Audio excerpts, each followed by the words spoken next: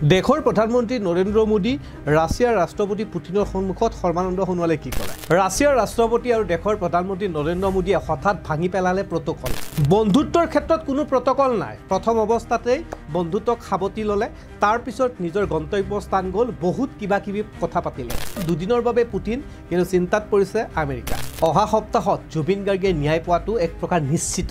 নমস্কাৰ প্ৰিয় দৰ্শক চাই আছে ডিবি নিউজ আজিৰ প্ৰতিবেদনত আপোনালোকে গম পাব যেহেতুকে দুদিনীয়া ভ্ৰমণসূচীৰে ৰাছিয়াৰ ৰাষ্ট্ৰপতি ভাৰতবৰ্ষত আছে আৰু এই দুটা দিনত ভাৰতবৰ্ষৰ থকাৰ ফলত ভাৰতবৰ্ষৰ লগত কি চুক্তি হ'ল কেনে ধৰণৰ চুক্তিয়ে ভাৰতবৰ্ষক আন্তঃৰাষ্ট্ৰীয় পৰ্যায়ত আগবঢ়াই লৈ যাব ইয়াৰ উপৰিও সৰ্বানন্দ সোণোৱালে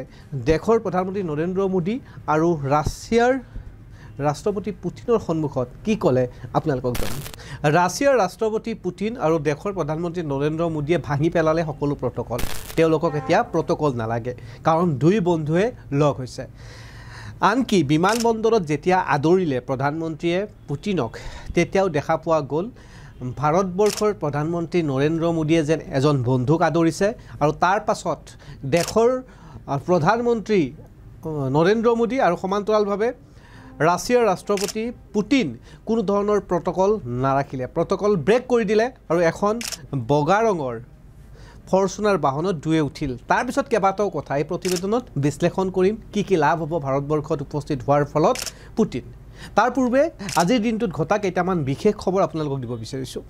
শেহতীয়াভাৱে জুবিন গাৰ্গ প্ৰসংগত ৰাজ্যত এতিয়াও লক্ষাধিক অনুৰাগীয়ে বিচাৰি আছে যে জাষ্টিছ ফৰ জুবিন গাৰ্গক আমাক ন্যায় লাগে জুবিন গাৰ্গৰ এই প্ৰক্ৰিয়াটো লোকসভাৰ সদনতো গৌৰৱ গগৈ উত্থাপন কৰিছিল ভাৰত ৰত্ন প্ৰসংগত উত্থাপন কৰিছিল জুবিন গাৰ্গ গড় অসমৰ চাহপাত এইসমূহ বিষয়ৰ ওপৰত গৌৰৱ গগৈয়ে সদনত ইতিমধ্যে মন্তব্য কৰিছিল আৰু আজিৰ দিনটোত মুখ্যমন্ত্ৰী ডক্টৰ হিমন্ত বিশ্ব শৰ্মাই মন্তব্য কৰিছে যে জুবিন গাৰ্গক ন্যায় দিয়াই হ'ব ইতিমধ্যে 3500 পৃষ্ঠাজোৰা SITয়ে চাৰ্জশ্বিট প্ৰস্তুত কৰিছে ডিসেম্বৰৰ 12 তাৰিখ শেষ ডেডলাইন তাৰ পূৰ্বে চাৰ্জশ্বিট দাখিল কৰিব আৰু তাৰ পাছত জুবিন গাৰ্গে ন্যায় পাব আৰু জুবিন গাৰ্গৰ এই অভিযোগৰ লগত জড়িত থকা ক্ৰমান্বয়ে চামকানু মহন্ত যি নৰ্থ ইষ্ট ফেষ্টিভেলৰ আহ্বায়ক সিদ্ধাৰ্থ শৰ্মা জুবিন গাৰ্গৰ মেনেজাৰ শেখৰ জ্যোতি গোস্বামী জুবিন গাৰ্গৰ বাদ্যযন্ত্ৰত সহায় কৰা শিল্পী অমৃত প্ৰভা মহন্ত যিয়ে জুবিন গাৰ্গৰ লগত ছিংগাৰ হিচাপে গৈছিল আৰু ইয়াৰ উপৰিও জুবিন গাৰ্গৰ দুজনকৈ যি দেহৰক্ষী আছিল পিয়ছো আছিল তেওঁলোক ইতিমধ্যে অভিযুক্ত হৈ কাৰাগাৰত আছে আৰু এওঁলোকৰ কোনো কাৰণতে কাৰাগাৰৰ পৰা জামিন নাপায় বুলিও মুখ্যমন্ত্ৰীয়ে মন্তব্য কৰিছে এক প্ৰকাৰ জুবিন গাৰ্গৰ ন্যায় দিবলৈ আইনগতভাৱে এক প্ৰকাৰ সাজু SIT আৰু এই আইনত ইতিমধ্যে আদালতত চাৰ্জশ্বিট দাখিল কৰিবলৈ প্ৰস্তুত আৰু এই সম্পৰ্কে মুখ্যমন্ত্ৰীয়ে কৰা মন্তব্যটো আপোনালোকক শুনাইছোঁ SITৰ হৈ গৈছে SITয়ে খালি তেওঁলোকৰ মুখ কোৱা মতে প্ৰায় 3500 ডকুমেণ্ট আছে গতিকে 3500 ডকুমেণ্ট এডভোকেট জেনেৰেলৰ লগত কালিও মিটিং হৈছে ফাইনেল কৰাৰ কাৰণে গতিকে 18 তাৰিখ লাষ্ট ডেট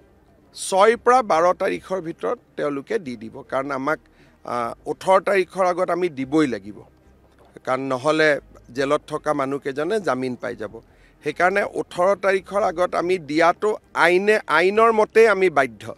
কিন্তু মই তেওঁলোকক কৈছোঁ 18লৈকে ৰখি থাকিব নালাগে কেইদিনমান আগতে দি দিয়ক কিন্তু তেওঁলোকে মোক কৈছে যে প্ৰায় 3500 ডকুমেণ্টছ আছে সেইবিলাক সেট বনাব লাগিব জেৰক্স কৰিব লাগিব প্ৰতিখন ডকুমেণ্টতে সহি হ'ব লাগিব গতিকে এই গোটেই কামবোৰ কৰি মই ভাবোঁ তেওঁলোকে আজি আমাৰ কেই তাৰিখ হ'ল 5 তাৰিখ গতিকে অহাকালিৰ পিছত আৰু 12 তাৰিখৰ আগত এই সপ্তাহত যেনে তেনে চাৰ্জশ্বিট দিবই আজিৰ প্ৰতিবেদন আপোনালোকক জনাই আছিলোঁ যে পুৰণি বন্ধু পুটিনৰ সৈতে নৰেন্দ্ৰ মোদীয়ে বিমানবন্দৰক সাবতি আলিংগন কৰি আদৰণি আনিলে আৰু ইয়াৰ পিছত ভাৰতবৰ্ষ আন্তঃৰাষ্ট্ৰীয় প্ৰেক্ষাপটত ভাৰতবৰ্ষ শক্তিশালী আকৌ মজবুত হ'ল অৰ্থাৎ ভাৰতবৰ্ষৰ এই শক্তিত আমেৰিকা চিন্তিত বুলিও ইতিমধ্যে আমাৰ দৈনন্দিন বাৰ্তা কাকতত এটা বাৰ্তা প্ৰকাশ হৈছে বিমানবন্দৰত পুৰণি বন্ধুক সাবতি আদৰি জনালে মোদীয়ে ভাৰত পুটিন চিন্তিত আমেৰিকা ভাৰতবৰ্ষত উপস্থিত হ'ল ৰাছিয়াৰ ৰাষ্ট্ৰপতি আৰু বৃহস্পতিবাৰে সন্ধিয়া দুদিনীয়া ভ্ৰমণসূচীৰে ভাৰতৰ উপস্থিত হ'ল পুটিন আৰু নতুন দিল্লীৰ বিমানবন্দৰত অৱতৰণ কৰাৰ লগে লগে ৰাছিয়াৰ ৰাষ্ট্ৰপতিগৰাকীক দেশৰ প্ৰধানমন্ত্ৰী নৰেন্দ্ৰ মোদীয়ে আলিংগনেৰে আদৰণি জনায় তাৰ পাছতেই দুইজনে ইজনে সিজনক আলিংগন কৰে পৰৱৰ্তী সময়ত একেখন বাহনতে উঠি দুই বন্ধু পুটিন আৰু মোদীয়ে নিৰ্দিষ্ট স্থান মুখে ৰাওনা হয় উল্লেখযোগ্য যে 23 সংখ্যক ভাৰত আৰু ৰাছিয়াৰ বাৰ্ষিক সন্মিলনৰ বাবে ভাৰতলৈ আহিছে পুটিন। ইতিমধ্যে পুটিন ভ্ৰমণৰ পাছতেই আন্তঃৰাষ্ট্ৰীয় ৰাজনীতিৰ প্ৰেক্ষাপটত পুটিনে ভাৰত ভ্ৰমণক যথেষ্ট গুৰুত্বপূৰ্ণ হৈ পৰিছে। এই ভ্ৰমণে ভাৰত ৰুছ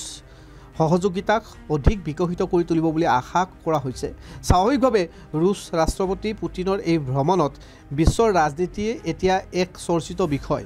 ইয়াৰ সমান্তৰালভাৱে এতিয়ালৈ চৰ্চালৈ আহিছে যে নৰেন্দ্ৰ মোদীয়ে কেইখনমান বিশেষ ফটো, এই ফটোকেইখন এতিয়াৰ নহয়, সুদীৰ্ঘ 24 বছৰ পুৰণি ফটো, অৰ্থাৎ 2001 চনৰ পিছতে পুটিনে নিজৰ আজি ভাৰত ভ্ৰমণৰ সৈতে সম্পৰ্ক মোদীৰ, অৰ্থাৎ 2001 চনৰ পৰাই পুটিনৰ সৈতে নৰেন্দ্ৰ মোদীৰ এটা সম্পৰ্ক আছে, যাৰ বাবে দুই বন্ধু বুলি উল্লেখ কৰা হৈছে আৰু চৰ্চা হৈছে। দেশৰ প্ৰধানমন্ত্ৰীৰ আসনত তেতিয়া অটল বিহাৰী বাজপেয়ী, আৰু সেই সময়তো পুটিনৰ সৈতে ভাল সম্পৰ্ক আছিল মোদীৰ। ভাৰত ৰাছিয়া শীৰ্ষ সন্মিলনত অংশ লোৱাৰ উদ্দেশ্যে তেওঁ মস্কো ভ্ৰমণ কৰিছিল। বৈঠকত মিলিত হৈছিল ৰুছ ৰাষ্ট্ৰপতি পুটিনৰ সৈতে, আৰু তেতিয়াই প্ৰধানমন্ত্ৰী বাজপেয়ীৰ সৈতে সেই ভ্ৰমণটোৰ দলত আছিল নৰেন্দ্ৰ মোদীয়েও। সেই সময়ত নৰেন্দ্ৰ মোদীয়ে গুজৰাটৰ মুখ্যমন্ত্ৰী হিচাপে কাৰ্যনিৰ্বাহ কৰি আছিল। প্ৰধানমন্ত্ৰী অটল বিহাৰী বাজপেয়ীৰ সৈতে ৰুছৰ ৰাষ্ট্ৰপতি পুটিনৰ বৈঠকৰ সময়তো উপস্থিত আছিল নৰেন্দ্ৰ মোদী। সেয়া আছিল নৰেন্দ্ৰ মোদীৰ সৈতে পুটিনৰ প্ৰথম সাক্ষাৎকাৰ। 2019 চনৰ ৰাছিয়া ভ্ৰমণৰ সময়ত প্ৰধানমন্ত্ৰী নৰেন্দ্ৰ মোদীয়ে 2001 চনৰ উক্ত ৰুছ ভ্ৰমণৰ সোঁৱৰণ কৰিছিল। সেই সময়ত এখন ৰাজ্যৰ মুখ্যমন্ত্ৰী মোদীয়ে ৰাষ্ট্ৰপতি পুটিনে কৰা অমায়িক ব্যৱহাৰৰ কথা তেওঁ নিজেই ছ'চিয়েল মিডিয়াত পোষ্ট কৰিছিল আৰু উল্লেখ কৰিছিল। ইয়াৰ ফলত বন্ধুত্বৰ দুৱাৰ মুকলি হৈছিল বুলিও উল্লেখ কৰিছে মোদীয়ে। এই পোষ্টটোতেই নৰেন্দ্ৰ মোদীয়ে 2001 চনৰ ৰাছিয়া ভ্ৰমণৰ কেইখনমান ফটো সংলগ্ন কৰিছিল। এতিয়া পুটিন ভাৰত ভ্ৰমণৰ সময়ত এই ফটোকেইখনক লৈ পুনৰ চৰ্চালৈ আহিছে। আৰু খবৰ পোৱা অনুসৰি পুটিনে নিশা ৰাষ্ট্ৰপতি ভৱনত আহাৰ গ্ৰহণ কৰিব, অৰ্থাৎ নৈশ আহাৰ গ্ৰহণ কৰাৰ পাছতে আকৌ তেওঁ নিজৰ ৰাষ্ট্ৰলৈ ৰাওনা হ'ব। এই প্ৰতিবেদনৰ জৰিয়তে আপোনালোকক জনাব বিচাৰিছিলোঁ সৰ্বানন্দ সোণোৱালে ইতিমধ্যে দেশৰ প্ৰধানমন্ত্ৰী নৰেন্দ্ৰ মোদী আৰু পুটিনৰ যি বন্ধুত্বপূৰ্ণ সম্পৰ্ক, আৰু এই বন্ধুত্বপূৰ্ণ সম্পৰ্কৰ মাজতে কেইবাখনো চুক্তি হৈ গ'ল। বিশেষভাৱে সামুদ্ৰিক চুক্তিয়ে ভাৰতবৰ্ষক আন্তঃৰাষ্ট্ৰীয় পৰ্যায়ত যথেষ্ট শক্তিশালী কৰিব। আন্তঃৰাষ্ট্ৰীয় বাণিজ্যৰ ক্ষেত্ৰত এই সামুদ্ৰিক চুক্তিসমূহে যথেষ্টখিনি উন্নত কৰাৰ থল আছে বুলি ইতিমধ্যে এক আন্তঃৰাষ্ট্ৰীয় পৰ্যায়তো চৰ্চা হৈছে। বিশেষভাৱে পুটিন ভ্ৰমণৰ সময়ত আমেৰিকা যুক্তৰাষ্ট্ৰই এক ভয়ো খাইছে, আৰু শেহতীয়াভাৱে পুটিনক আৰু দেশৰ প্ৰধানমন্ত্ৰী নৰেন্দ্ৰ মোদীৰ সন্মুখতে সৰ্বানন্দ সোণোৱালে মন্তব্য কৰে যে দুই ৰাষ্ট্ৰপতি অৰ্থাৎ পুটিন আৰু ভাৰতবৰ্ষৰ প্ৰধানমন্ত্ৰী নৰেন্দ্ৰ মোদীৰ মাজত এই সম্পৰ্কই যি সামুদ্ৰিক চুক্তি, এই চুক্তিসমূহে চৰকাৰী চাকৰি নিয়োগ বৃদ্ধি কৰিব, বাণিজ্যৰ ক্ষেত্ৰত যথেষ্ট শক্তিশালী হ'ব ভাৰতবৰ্ষ।